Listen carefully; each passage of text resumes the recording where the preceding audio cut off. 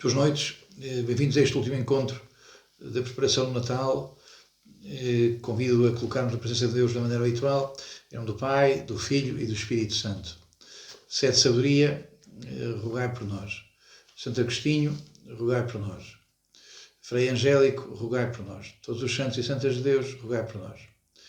Então, faço aqui o quarto encontro com o que encerro este pequeno conjunto de catequeses em torno do profeta Isaías, e hoje aqui com uma fuga em diante, também aproveitando o facto de, já depois deste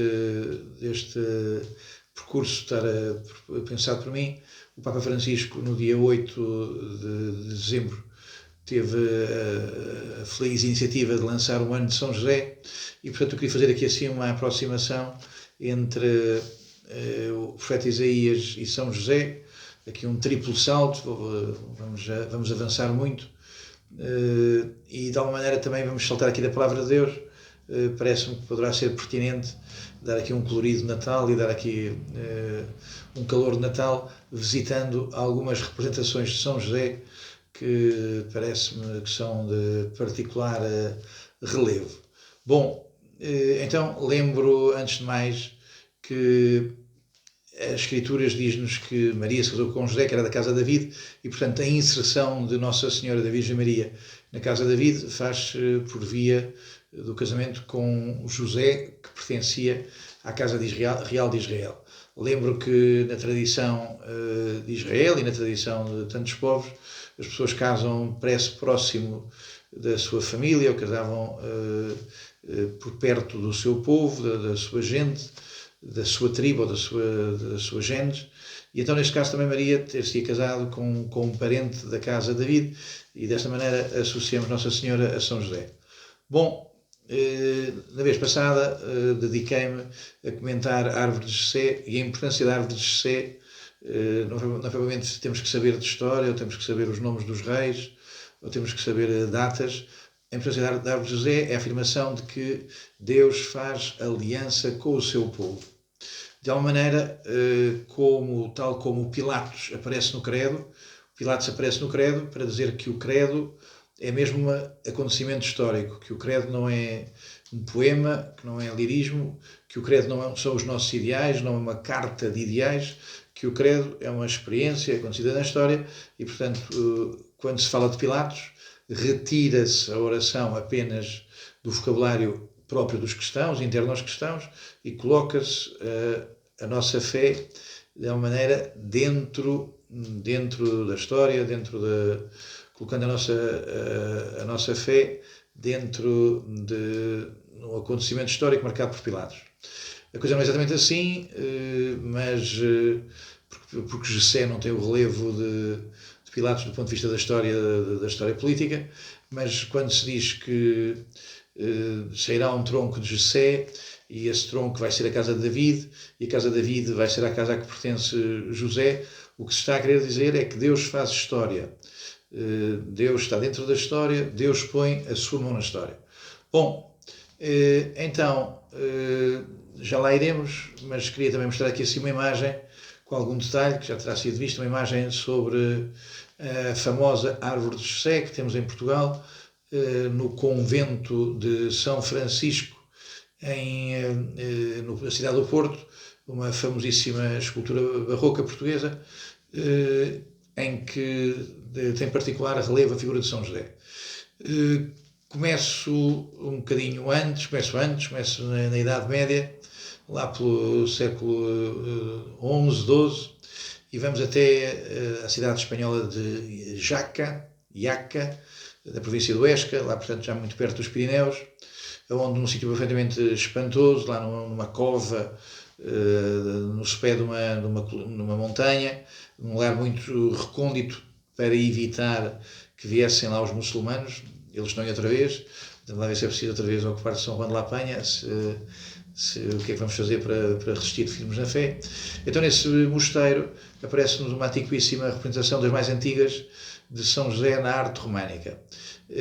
Como poderão ver, o que se passa nesta imagem é o anjo que vem dizer a José, enquanto ele sonhava, para se levantar e para tomar a sua mulher e partir para o Egito.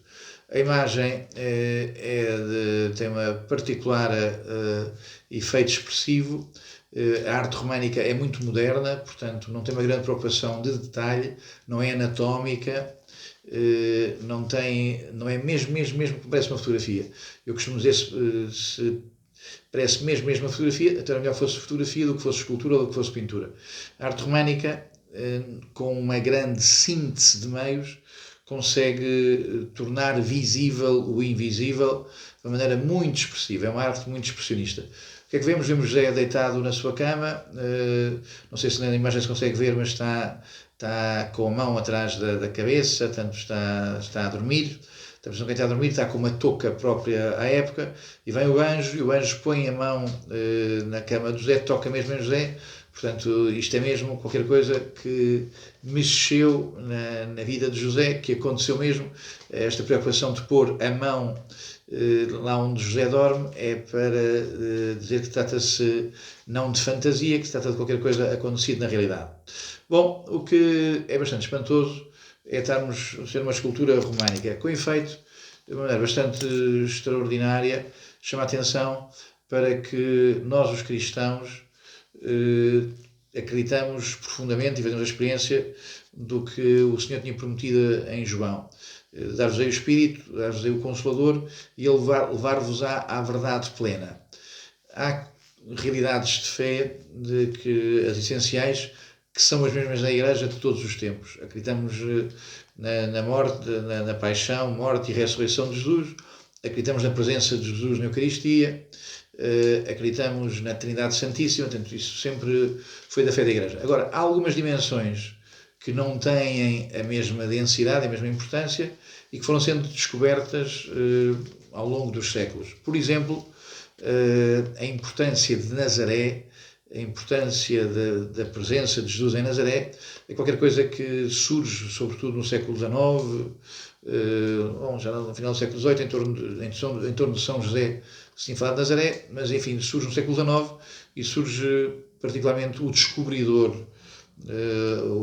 aquele homem que se apercebe do grande dom de Deus que está em Nazaré, é o Carlos de Foucault, é Charles de Foucault. Portanto, enfim, Nazaré sempre lá esteve, há 2000 anos, mas quem se apercebeu das riquezas de Nazaré é Charles de Foucault. Com São José, há coisas próximas destas, no sentido de que passaram-se muitos séculos em que São José não teve grande relevo na piedade da Igreja.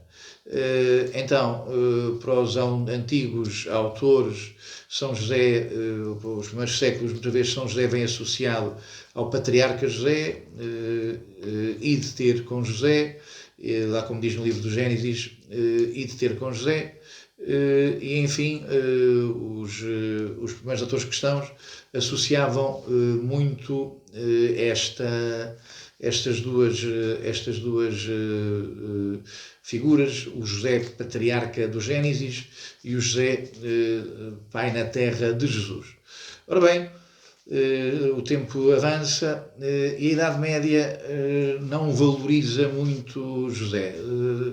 Não quero ser exaustivo, mas se repararem, há pouca importância do nome José. Veja-se, por exemplo, nós temos poucos São Josés entre o São José dos Evangelhos e o São José Cupertino. Não estou a ser exaustivo, o santo franciscano lá da idade do século XVII, não estou a ver muitos outros São Josés de permeio.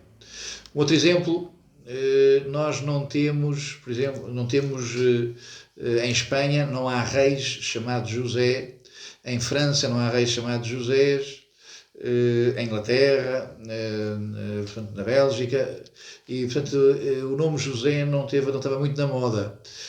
O nome José existe na Casa Real da Áustria, na Casa Imperial da Áustria, e também por aproximação entre a Casa da Áustria, depois também surge o nosso rei Dom José. O primeiro imperador da Áustria, José, era irmão da nossa rainha Mariana Vitória, mãe do nosso primeiro rei Dom José. Portanto, enfim, o nome José não foi assim tão promovido, o que é um sinal de um hiato, de um intervalo que não deixa de ser significativo e relevante. Então, o que é que aconteceu? Penso de alguma maneira, não há, curiosamente, não há uma grande devoção a São José, curiosamente numa época em que a igreja era forte, São Bernardo vai dar relevo a São José, tem sermões sobre São José, mas a devoção a São José vai arrancar muito em torno de um franciscano, São Bernardino de Siena, que é o homem a quem devemos a devoção ao IHS, as abreviaturas do nome de Jesus, mas ao mesmo tempo é ele também o homem que vai lançar, ali por volta de 1440, por esses anos, vai lançar a devoção a São José. Então, em torno de quê? Há uma fratura na Igreja, há uma fratura da unidade da Igreja, e essa percepção de que a Igreja, a casa de Jesus, está dividida, é o momento no qual São Bernardino de Siena invoca São José para que a casa de Jesus seja guardada na sua unidade. Mas o grande salto na devoção a São José vai surgir-nos com a grande Santa Teresa d'Ávila, que vai ser grande devota de São José. O primeiro Carmelo, o primeiro convento que ela dá origem é o Carmelo de São José de Ávila, e da sua, tanto ela tinha sido freira na Encarnação, e o primeiro convento que ela cria chama-se São José. No livro da vida aparece abundantes citações de Santa Teresa a dizer que, bom, os santos são protetores nisto ou naquilo, o São José é protetor em tudo. Bom, nós às vezes fazemos um pedido a São José, fazemos um pedido a este ou aquele santo, e todos os pedidos que faço a São José, ele sempre me atendeu. Santa Teresa tem a consciência de que José é guardião das coisas de Deus. São José é o guardião dos grandes tesouros de Deus, é o guardião da Virgem Maria, é o guardião daquele que vai no seio da Virgem Maria, de Jesus. Então, enfim, São José vai ser muito valorizado em torno do Carmelo, dos Carmelitas e por aí fora, de maneira que depois também, apanhando esta mesma onda de entusiasmo, os padres jesuítas também vão pegar nesta mesma devoção a São José. Consequências políticas, práticas do São José é o facto de os jesuítas terem levado até ao Canadá esta devoção, e o Canadá o padroeiro do Canadá é São José, e a maior igreja do mundo dedicada a São José, uma igreja construída, no século XX, acabada de construir nos anos 40, em Montreal, portanto, ainda frutas da devoção de São José. Também o México, por influência de São José, também tem por padroeiro. Numa versão com alguma coisa de irónico, se não mesmo de algum certo sarcasmo, os ambientes protestantes falavam da trindade jesuítica, que era uma espécie de trindade inventada pelos padres jesuítas. Então há a Santíssima Trindade, e nós temos na Terra Jesus, Maria e José. Haveria então uma trindade na Terra que teria sido muito pregada e muito promovida pelos padres jesuítas. Passo então para a segunda imagem de São José, esta maravilhosa pintura de El Greco. El Greco é contemporâneo de Santa Teresa de Jesus, é um bocadinho mais novo, mas trabalha também nesses ambientes da Reforma Católica, do entusiasmo da fé dos católicos e do entusiasmo de Santa Teresa de Jesus. Então é encomendado, não pela Santa Teresa de Jesus, mas é encomendado para o Carmelo de São José em Toledo, esta imagem que vemos, que tem este caráter de uma maneira desproporcionado. José aparece como uma dimensão, aparece com esta forma física quase de uma desmesura, de uma maneira para dizer que a Igreja protege Jesus, que a santidade da Igreja, que os varões na Igreja, que a valentia da fé da Igreja protege Jesus na sua travessia do mundo. Então Jesus parece que vai a caminhar ao lado de José, vai, de alguma maneira, Jesus vem vestido com encarnado, porque é o verbo encarnado, e tem o braço levantado, o que parece ser um gesto à procura de José, mas de alguma maneira também é um gesto a apontar caminho. José faz o caminho que lhe é apontado por Jesus. Para não se tornar muito comprida aqui esta intervenção hoje, eu passo de maneira mais breve, chego agora a Guido Reni. Guido Reni é um pintor de segunda categoria, ou se calhar não é dos maiores, mas é um pintor de uma grande influência na tradição católica. É de Bolonha, aprendeu com a famosa família dos Carracci. Um deles teria dito ao mais novo: tem cuidado com o Guido Reni, que ele aprende depressa e há de ser mais famoso do que tu. Ora bem, vê-se que neste quadro de Guido Reni, José aparece aqui vestido de uma maneira, com uma posição que não deixaria desgostoso Caravaggio. Percebe-se que Guido Reni teria conhecido Caravaggio. As imagens são maravilhosamente delicada. O Menino Jesus nem sempre é favorecido da pintura. É um bebê encantador e parece ter nas mãos um fruto, como Adão e Eva agarraram num fruto, pegaram num fruto que desgraçou os homens, que é o fruto do pecado. Jesus tem para oferecer aos homens o fruto da salvação. Esta pintura tem uma predominância do castanho, que lembro que na tradição iconográfica católica é também a cor da humildade. Aliás, já atrás via-se este mesmo castanho em greco. Bom, continuamos nos ambientes dos carmelitas. Em França há um formidável pintor cuja obra maioritariamente desapareceu, pintou na zona de Lorraine, e tanto as guerras sucessivas fizeram que os seus quadros desaparecessem. De tal maneira que este pintor é só redescoberto no começo do século XX, não estavam identificadas as suas pinturas, e até há muito pouco tempo ainda se continuavam, e quiçá ainda continuaram a identificar quadros atribuídos a Georges Latour. A identificação dos cerca de 60 quadros que hoje são identificados como de Latour é uma coisa toda do século XX, e portanto é uma descoberta formidável na ordem da pintura. Talvez seja o pintor barroco mais profundo.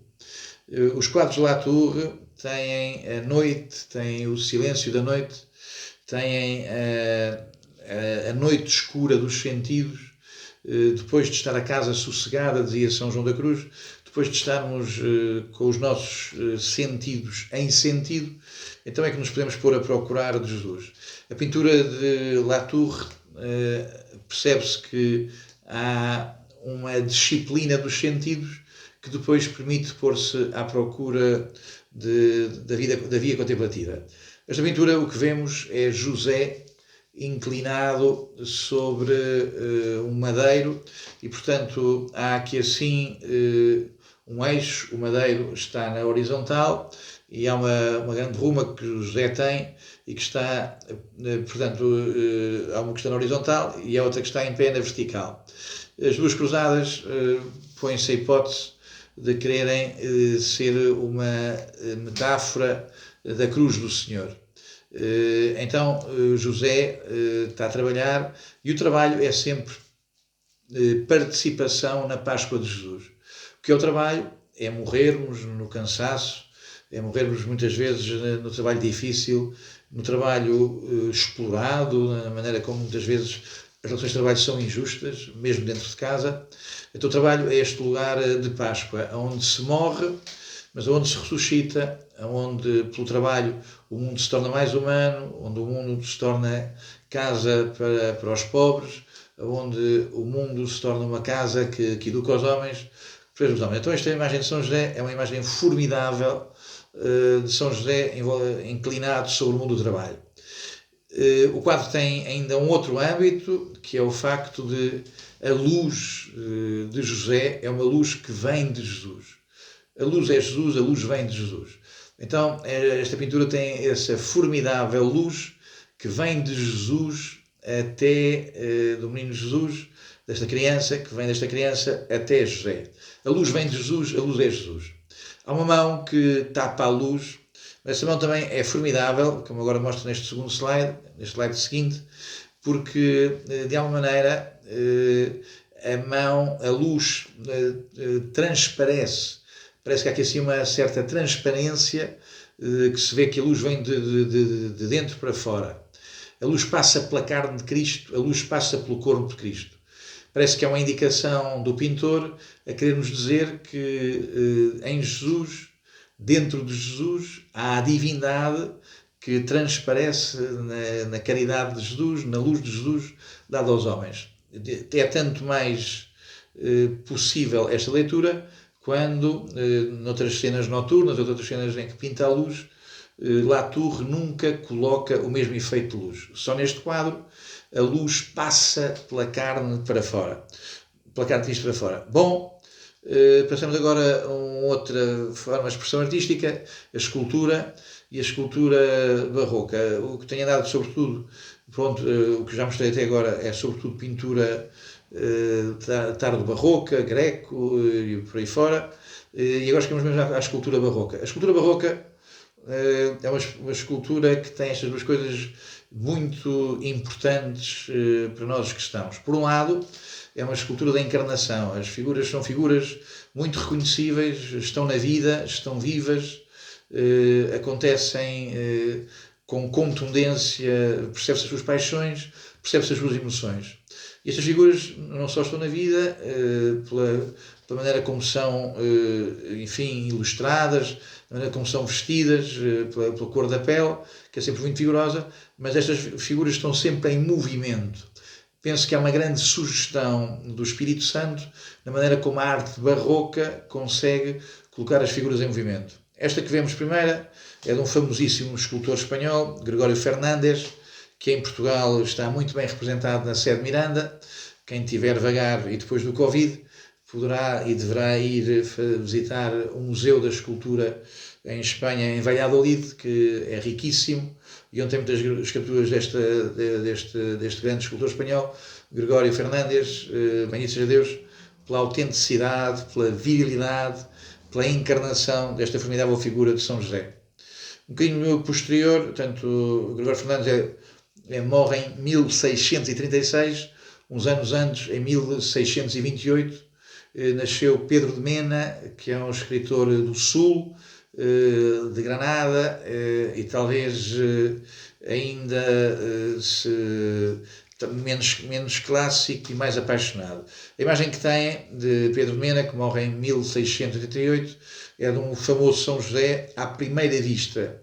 E se for visto sem cuidado, isto poderá parecer uma imagem do século XIX, mas o detalhe de toda esta formidável escultura não tem nada a ver com o século XIX. Mostra o rosto deste formidável São José, cheio, penso eu, de inquietação, cheio de meditação.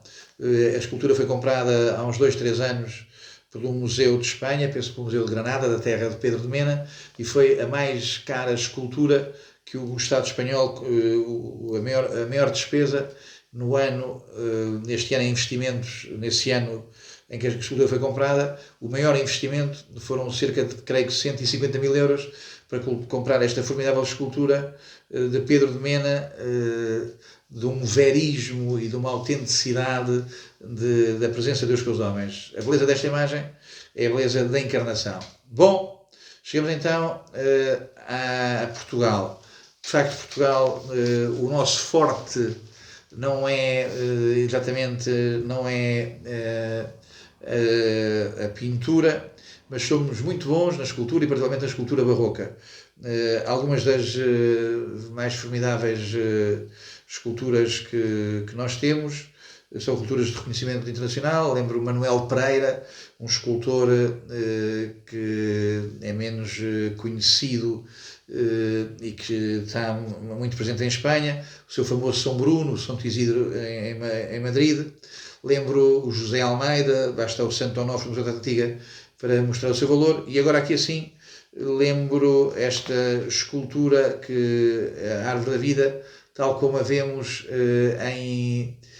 na sede do Porto. É uma escultura, uma talha feita no tempo do rei Dom João V, ali por volta de 1718, 1721, e já estamos ali a braços no extremismo do barroco, que há de ser o rococó. A exuberância, a exorbitância até do luxo destas imagens, do dourado destas imagens, é notório. O que é absolutamente extraordinário nesta imagem é que Gesed, que está cá em baixo, sai uma raiz do seu estômago, das suas entranhas, e depois são representados os reis de Judá. São todos, as figuras que aparecem são todas os reis de Judá. E no começo, no topo da imagem, não nos aparece nenhum outro personagem senão o próprio José. José, que é da casa de David, é ele que entronca, é José que entronca em Jessé, e é dele que vai nascer Jesus, e portanto acima de José, portanto as árvores de Jessé medievais terminavam em Jesus, esta árvore de Jessé barroca termina em José, sendo que por cima, no altar superior, aparece Nossa Senhora com o menino Jesus. A imagem da árvore de Jessé é mais rica do que a imagem de Nossa Senhora e Menino Jesus, muito mais rica, e é por isso que não a coloquei aqui assim nesta mostra. Bom, depois de vermos a árvore de Jessé da Igreja de São Francisco do Porto, uma chamada de atenção para estas esculturas portuguesas, que são muito felizes pela sua autenticidade, pelo seu movimento, pela sua encarnação. No caso, uma fuga para o Egito, que está presente no Museu Alberto Sampaio em Guimarães, museu regional de muito interesse, e depois também esta Sagrada Família maravilhosa, que está aqui em Lisboa, presente no Museu Medeiros de Almeida.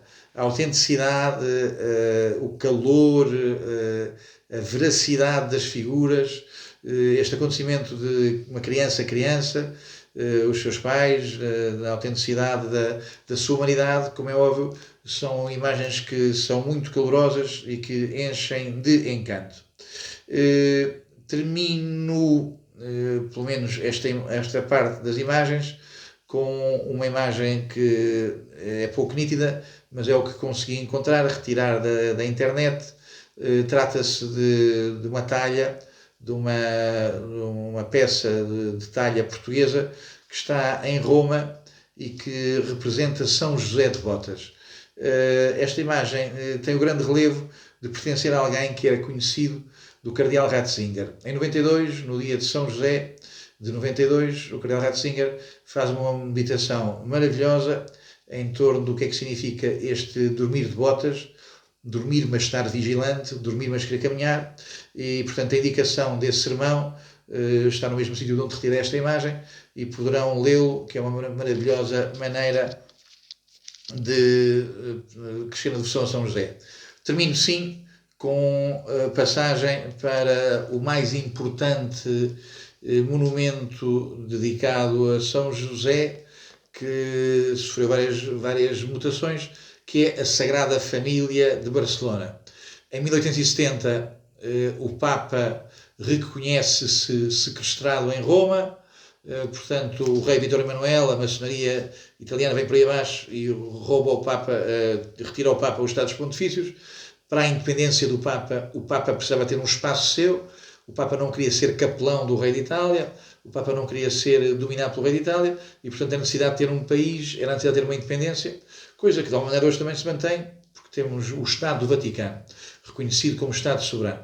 Então, enfim, quando o Papa se passa do Quirinal para São Pedro, nessa altura há uma grande emoção na Igreja Católica, e portanto o Papa está preso, o Papa está prisioneiro, e surge por muitos lados, surge movimentos devocionais de expiação.